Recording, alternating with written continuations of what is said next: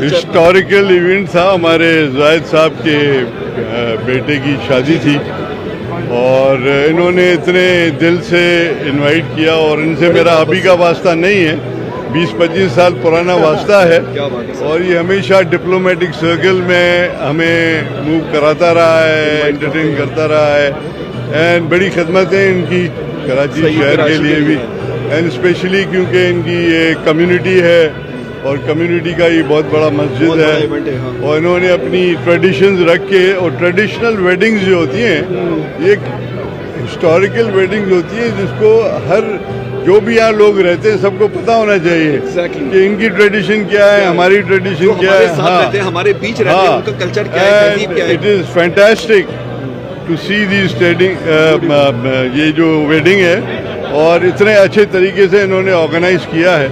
यहाँ पे साथ काफ़ी डिप्लोमेट्स भी आए हुए हैं, उनके लिए भी एक नई चीज़ है कि जी देखें ये इनकी कम्युनिटी में कैसे वेडिंग्स होती हैं और कितना जॉयफुल लोग हैं और इनकी ड्रेसेस टिपिकल ट्रेडिशनल ड्रेसेस हैं जो ये अपना कल्चर को दिखाते हैं सामने वाले को कि हमारा ये कल्चर है के साथ उसको अपनाया हुआ है। तो I wish them all the best, specially दूल्हा और खुसूसन ये हमारे भाई जाहिद साहब जो हैं ये पुराने दोस्त हैं हमारे। जी। तो मैं खास गांव से आया इनकी शादी अटेंड करने के लिए।